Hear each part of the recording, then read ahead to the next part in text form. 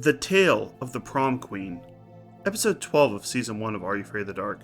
Another Kristen story. Kristen. This time, Kristen, the perfect one, tells a story dressed up in a, creepy bride's prom dress. She's supposed to be the ghost of a maiden, and she does look quite creepy. Kristen, of course, is played by Rachel Blanchard, who was in Carrie 2, The Rage, Seventh Heaven, and still acting today, starring in the 2024 movie Uno. So not only is she the most perfect, and as the other girls say in the series, the most pretty, she's probably doing her makeup, getting ready to tell her story, but she also had a better career than pretty much anyone who left this series. And I like these setups where they have only a couple minutes to set up the Midnight Society story, but having her tell it in a maiden dress pretending to be a ghost is quite effective. And this is another really good story with a cast of older kids. Because this is the tale of the prom queen, they don't really have proms in elementary school or middle school, so these are high school students.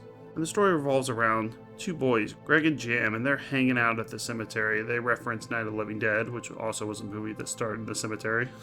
And they're looking for the ghost of a girl who died in a hit-and-run accident in 1956. She was waiting for her boyfriend to pick her up for prom, and she got nailed by a car and died in her prom dress. The legend is, every year she comes to this graveyard, looking for her prom king. And they run into a girl named Dee Dee, and the boys tell her about this story, and Dee Dee is just hanging out at the cemetery, so she decides to join them. So we got the girl Dee Dee, and then Greg and Jam. These would be our three main characters. And you're not going to get any corny gags or immature humor in this one.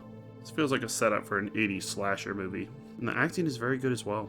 Character Dee Dee is played by Katie Griffin, who got into the lucrative business of voice acting, being the vaunted Sailor Moon Ray in 134 episodes of Sailor Moon.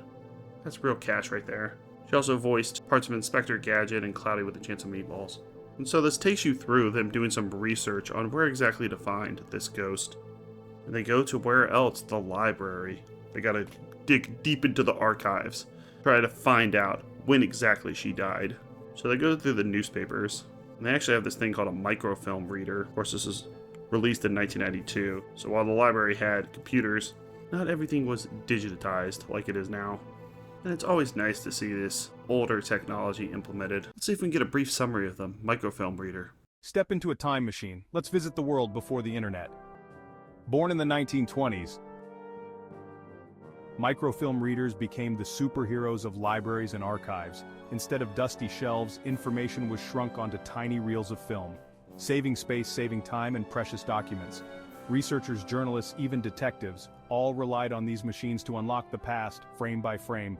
Those clunky viewers, buzzing and clicking, turned faded headlines into living stories. Wow, thanks AI for making that video for me. I appreciate it. So using this microfilm reader, they do find out the newspaper article where she died in 1956.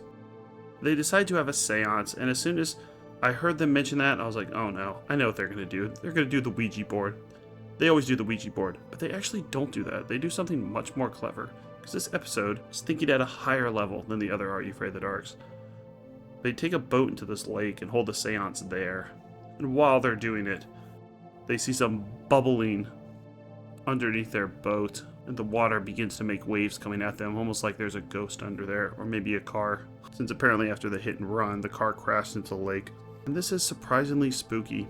We get a few jump scares as well. When they're in the library, they have the librarian comes towards them, and you think it might be the ghost, but no, it's just the librarian. And now they're in the lake, and they see this moving of the current and bubbling, almost like someone's underneath the water. They get scared by that. Then they go back to the cemetery, and they see another thing that looks like a ghost, but this one's a false alarm, set up by Jam just to scare them. They also hint at a love story between Dee Dee and Greg, but they never actually go through with this. It seems like he has a crush on her, but he never actually gets her or does anything. I think they're just trying to separate their personalities. Greg's the more romantic type, and Jam's the more bad boy, who likes pulling pranks just like he did in the graveyard. And then we get the reveal. The episode is almost over. We haven't really seen a ghost. We've had a few false scares, and I'm starting to think, you know what, this episode was pretty good, but if they just ended on a low note, like nothing happens, I might be giving it a thumbs down, but they don't do that. Dee Dee was the ghost the entire time. It was her, and she was using these two guys to help her find her prom date, which is not going to be them. It's going to be her prom date from 1956, who appears in a Pretty badass car with smoke all around him, and finally takes her out of the graveyard and saves her. It makes sense, it comes together well, it's one you can actually show to people that aren't kids and they would enjoy it. And the acting is the best that we've seen in the series so far. 3 characters, all of them do a really good job.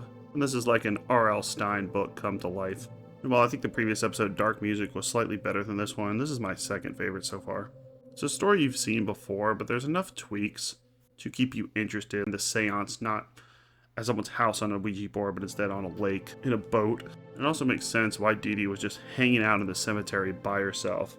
I always thought that was odd. And you know the episode is coming towards an end, and there still isn't a reveal of this ghost. One of these 3 probably has to be involved in this. They lead you to believe that it's Greg, since he tries to scare him with his fake ghost of his cousin. So maybe he set up this entire thing. But no, it's actually Dee Dee. She's really the ghost. This is a Siskel and Ebert, 2 thumbs up. And some fun facts. First one, of course, the introduction is a little bit different because it seems like every introduction in this series so far has a few slight changes in it. The second one is the scene where Judy instantly changes into her prom gown.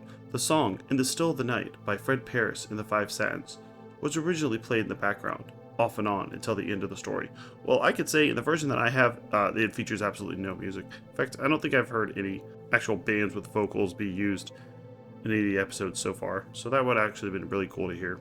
On new box set releases, the song has been edited out. I'm aware. However, it is kept on the version on Paramount Plus. Maybe it might be time to get Paramount Plus. And the last thing it says is this is one of the first few episodes DJ McHale wrote before selling the show. Wow, those facts were fun. Let's read a review. This person gave it a 10 out of 10. Still of the Night. This is my 3rd favorite episode of the show. It really is something really different because this is the kind of episode that not totally scary, but actually really positive and strangely romantic. I got that vibe too. She just didn't want to be romantic with the 2 guys she met. This was based on an urban legend, and I feel this episode really did a good job of retelling it. In general, the Are You Afraid of the Dark series is built around urban legends. That's why they all start with the tale of Prom Queen, the tale of Laughing in the Dark. I really like the sense of mystery and a bit of spookiness. It is suspenseful in a different way because you sort of have an idea of what to expect, but you're not entirely sure about the result. Also, the story is actually really simple when you think about it. It just doesn't seem that way at first because they're gathering clues. But there are some subtle hints in places. It's just easy to overlook them. Next up is Episode 13, The Tale of the Pinball Wizard. Sure named after the Who song. Let's see if this guy also plays a mean game of pinball. And check out our playlist for the other series that we've covered: Monsters, Fear Itself, Black Mirror, Tales from the Dark Side, Mystery Science Theater 3000, Cowboy Bebop, and Pet Shop of Horrors. Thanks a lot.